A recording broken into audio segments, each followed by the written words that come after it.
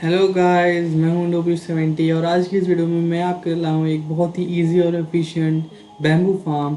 तो बिना किसी देरी के चलिए शुरू करते हैं। ये फार्म बहुत ही ज़्यादा रिसोर्स फ्रेंडली है। जैसे कि आप देख सकते हैं, ये सारे मटेरियल्स हैं जो कि आपको इस फार्म को बनाने के लिए चाहिए।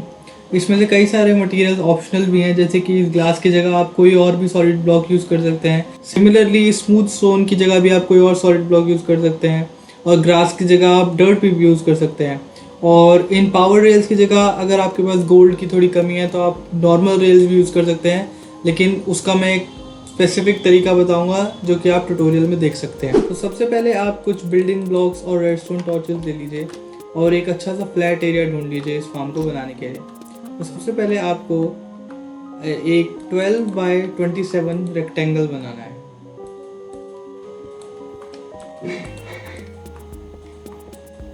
और यहाँ से फिर 27 लॉन्ग इस साइड।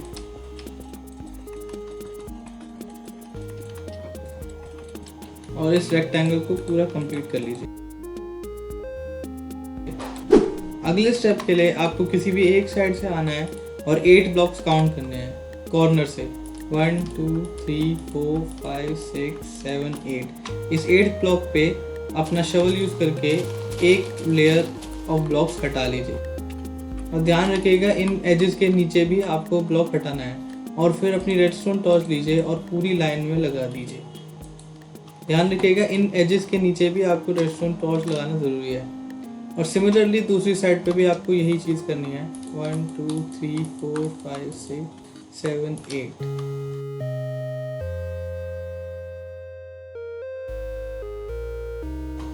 और अब आप इस पूरे रेक्टेंगल को कोई भी सॉलिड ब्लॉक से जो भी आपके पास इजीली अवेलेबल हो उससे भर सकते हैं।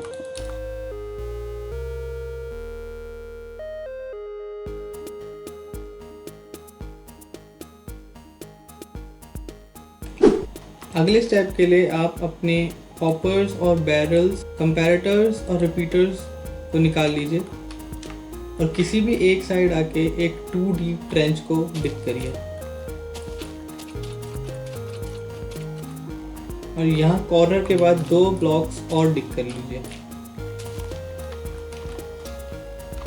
उसके बाद अपना चेस्ट भी ले आइए और उसको यहाँ पे लगा दीजिए। उसके बाद इस पूरी लाइन में हॉपर्स फिल कर दीजिए। इस कॉर्नर ब्लॉक को आप चाहें तो खाली भी छोड़ सकते हैं। तो ध्यान रखिएगा ये सारे हॉपर्स उस चेस्ट के अंदर जाने चाहिए। उसके बाद इस कॉर्नर से जहाँ पे चेस्ट लगा हुआ है, हर ऑल्टरनेट ब्लॉक पर, हर ऑल्टरनेट हॉपर पर एक एक बैरल लगा दीजिए। और उसके बाद हर हॉपर के ऊपर, हर बैरल के ऊपर एक एक हॉपर लगा दीजिए। उसके बाद अपने कंपैरेटर्स लीजिए और इन सभी हॉपर्स में से एक एक कंपैरेटर सिग्नल बाहर ले लीजिए। उसके बाद हर कंपैरेटर के आगे एक एक सॉलिड ब्लॉक लगा दीजिए और हर कंपैरेटर के ऊपर शिफ्ट क्लिक करके यानी क्राउच करके एक एक सॉलिड ब्लॉक लगा दीजिए। और अपने रिपीटर्स लेके हर इस सॉलिड ब्लॉक के ऊपर भी एक एक रिपीटर लगा दीजिए। और अब इस हर रिपीटर के पीछे भी आपको एक एक सॉलिड ब्लॉक लगाना है। और अब अपनी रेडस्टोन टॉर्चेस लेके इस ब्लॉक के साइड वाले एरिया पे लगा दीजिए। बेसिकली होगा क्या कि जो हम अपनी माइन कार्ड्स लगाएंगे यहाँ पे कलेक्ट करने के लिए, वो माइन कार्ड्स इन हॉपर के आप ऊपर आके रुकेगी और जैसी कोई आइटम इन हॉपर्स के अंदर से जाएगा वो इस कंपैरेटर को पावर करेगा, जो कि इस ब्लॉक को पावर करेगा, जो कि इस रेडस्टोन टॉर्च को डी पावर कर देगा। उससे ये ब्लॉक डी पावर हो जाएगा और ये रिपीटर भी डी पावर हो जाएगा, जिससे कि जो रेल इस माइन कार्ड इस हॉपर के ऊपर लगी होगी वो डी पावर हो जाएगी। और उससे हमारी माइन कार्ड यहाँ पर तब तक रुकी रहेगी जब तक उसके सारे कंटेंट्स नीचे एम्प्टी नहीं हो जाते। अगले स्टेप के लिए हर इस हॉपर पर एक एक पावर रेल लगा दीजिए और उस हर रेल के बाद एक नॉर्मल रेल लगा दीजिए और हर पावर रेल के राइट साइड में एक सॉलिड ब्लॉक लगा दीजिए। और अब इस पूरे एरिया को आप पावर रेल से भर सकते हैं। और क्योंकि पहले ही हमने रेडस्टोन टॉर्चेस लगा दी हैं तो ये पावर रेल ऑटोमेटिकली पावर हो जाएंगी। और यहाँ कॉर्नर पर, ताकि हमारी माइन कार्ड मुड़कर वापस जा सके, तो यहाँ पे 2 नॉर्मल रेल लगा दीजिए जिससे कि ये एक यू टर्न बन जाए। और अब ये सिमिलरली आपको पूरे उसमें करना है।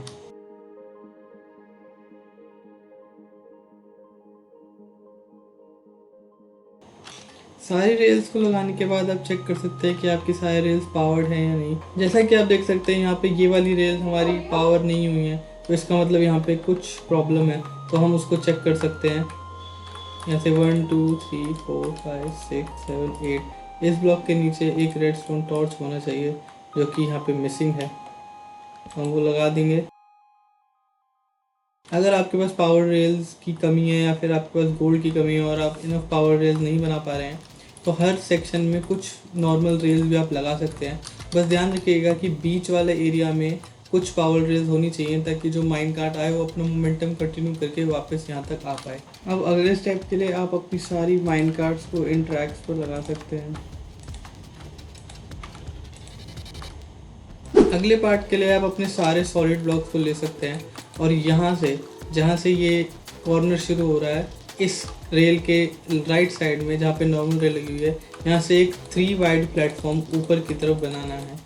और रेल के ऊपर अगर आप राइट क्लिक करेंगे तो ब्लॉक ऑटोमेटिकली यहाँ पे लग जाएगा, तो उसके लिए आप यहाँ पे भी लगा सकते हैं और नीचे भी क्लिक कर सकते हैं। अब यहाँ पे प्लेटफॉर्म के नीचे उतर के एक एक साइड और आपको बाहर निकालनी है, 3 वाइड ही। और ऐसा सेम प्लेटफॉर्म हमें इस ट्रैक के दूसरी साइड भी बनाना है। सिमिलरली उसी की तरह एक एक साइड यहाँ पे भी बाहर निकाल दीजिए और अब इन साइड्स को आपस में कनेक्ट कर दीजिए। सिमिलरली उस साइड भी। और अब इन दोनों प्लेटफॉर्म्स के छोटी वाली साइड पे एक लेयर और बना दीजिए। सिमिलरली दूसरी साइड पर भी।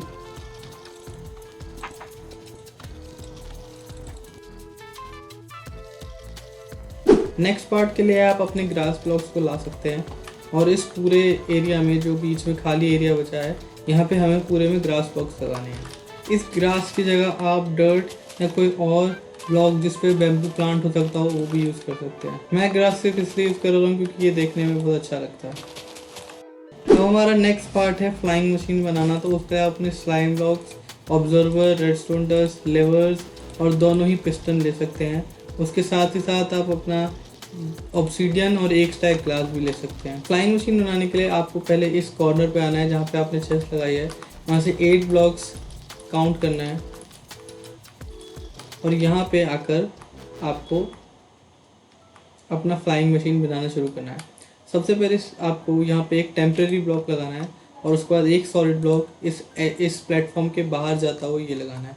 उसके बाद इस टेम्प्रेरी ब्लॉक के ऊपर एक ब्लॉक लगाना है, फिर यहाँ पर एक टेम्प्रेरी ब्लॉक लगा के इसके ऊपर एक ब्लॉक लगाना है और फिर जहाँ मैं खड़ा हूँ इसके नीचे एक टेम्प्रेरी ब्लॉक लगा के इसके ऊपर भी एक सॉलिड ब्लॉक लगाना है।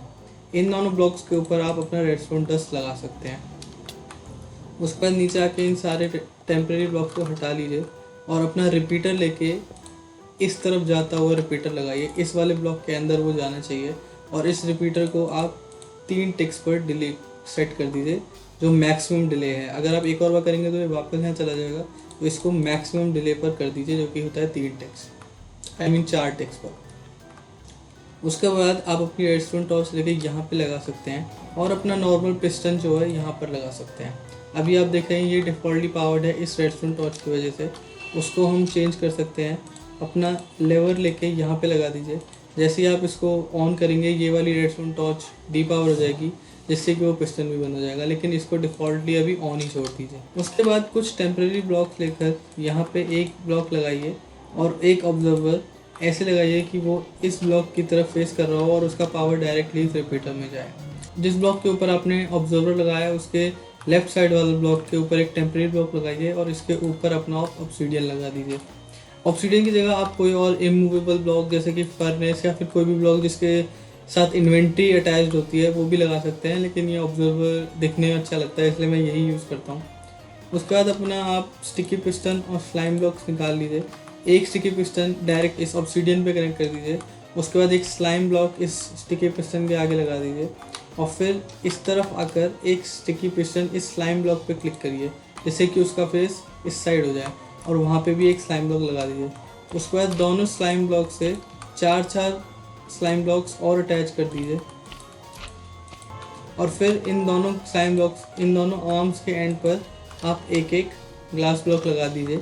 इन ग्लास ब्लॉक्स के दो फायदे हैं, एक तो आपका 2 स्लाइम ब्लॉक्स बचते हैं अगर आपको स्लाइम की कमी है, और दूसरा अगर इस फार्म को आप साइड बाय साइड एक और फार्म बनाएं, जैसे कि इन दोनों फार्म्स को हम अगर ज्वाइन करके बनाएं तो ये दोनों स्लाइम मशीन्स आपस में इंटरेक्ट नहीं कर पाएंगी, जिससे कि आप इस फार्म को टाइलेबल भी बना सकते हैं।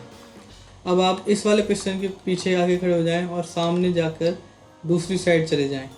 दूसरी साइड आकर जो प्लेटफॉर्म की एज है उससे एक ब्लॉक अंदर आकर यहाँ पर टेम्परेरी ब्लॉक लगाएं और उसके ऊपर अपना दूसरा ऑब्सीडियन भी लगा दीजिए। उसके बाद टेम्परेरी ब्लॉक्स की मदद से ही आपको यहाँ पर इस ब्लॉक के ऊपर एक ऑब्जर्वर और लगाना है। इस ऑब्जर्वर के पीछे भी आपको उसी ऑब्जर्वर की तरह सिमिलर स्ट्रक्चर बनाना है।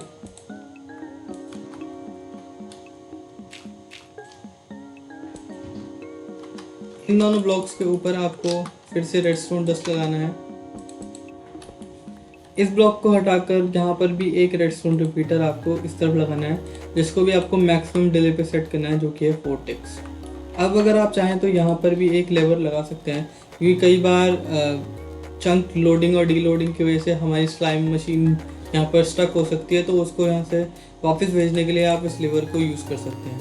अब हमारे इस रिटर्न स्टेशन को कंप्लीट करने के लिए इस ऑब्जर्वर के ऊपर एक पिस्टन इस तरफ फेस करते हुए लगा दीजिए, ताकि हमारी जब स्लाइम मशीन यहाँ पे वापस आए तो उसको यहाँ से अपने आप ये रिटर्न मशीन वापस भेज दे। अब इस स्लाइम मशीन को कंप्लीट करने के लिए आपको बचे हुए दोनों ऑब्जर्वर लेने हैं, और ये जो पिस्टन एक्सटेंडेड है एक तो इसके नीचे लगाना है और दूसरा टेम्परेरी ब्लॉक्स को यूज़ करके इस वाले स्लाइम ब्लॉक के ऊपर लगाना है। और अब हमारा ये स्लाइम मशीन रेडी है। इसको चेक करने के लिए आप इस लीवर को फ्लिक करके देख सकते हैं कि स्लाइम मशीन अपने आप वहां तक जाएगा और रिटर्न स्टेशन अपने आप उस फ्लाइंग मशीन को वापस भेज देगा। इस फ्लाइंग मशीन को बंद रखने के लिए आपको इस लीवर को ऊपर रखना है, लेकिन जब हमारा ये फार्म कंप्लीट हो जाएगा तो आप चाहें तो इसको रेगुलरली आके हार्वेस्ट कर सकते हैं खुद ही, और या तो आप इसको हमेशा ऑन भी छोड़ सकते हैं, जिस दोनों तरीकों से आपको काफ़ी सारा बैम्बू मिलेगा। अब अगले पार्ट के लिए आप अपना सारा बैम्बू और ये सारा मटेरियल ले जा सकते हैं, ताकि हम इस फार्म को अब कंप्लीट कर सकें। आप ये सारा बैम्बू हर ब्लॉक पे एक एक बैम्बू लगा सकते हैं।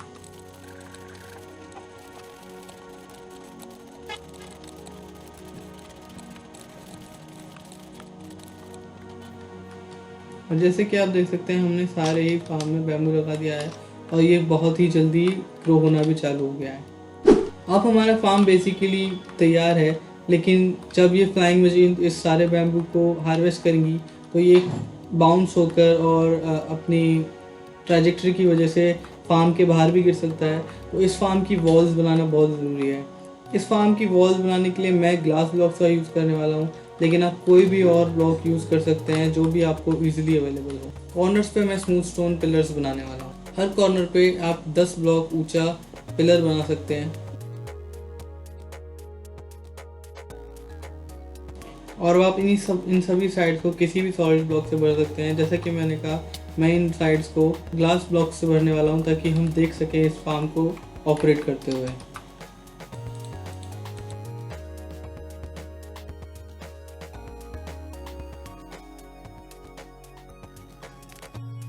और अब आप इस फार्म के लुक को कंप्लीट करने के लिए सारी वॉल्स के ऊपर कुछ स्लैब लगा सकते हैं, जैसे कि मैंने उस वाले फार्म में लगा रखे हैं, लेकिन वो बिल्कुल भी कोई फंक्शनैलिटी नहीं है, बिल्कुल ऑप्शनल है। अगर आपको आपका मन हो तो ही लगाइएगा। और अब हमारा फार्म पूरी तरीके से रेडी है। आप जैसे कि देख सकते हैं हमारी ये माइंड कार्ड्स लगातार चल रही हैं। इससे हमारे वर्ल्ड के अंदर लैग बढ़ सकता है अगर आप एक ही जगह पे ये बहुत सारे फार्म्स बनाएंगे। तो अगर आप चाहते हैं कि जब आपका फार्म यूज़ ना हो रहा हो तो ये माइंड कार्ड्स रुक जाएँ, तो उसके लिए एक सिंपल सा कॉन्ट्रैप्शन बता देता हूँ मैं। हर कंपैरेटर के बीच में एक एक रिपीटर लगा दीजिए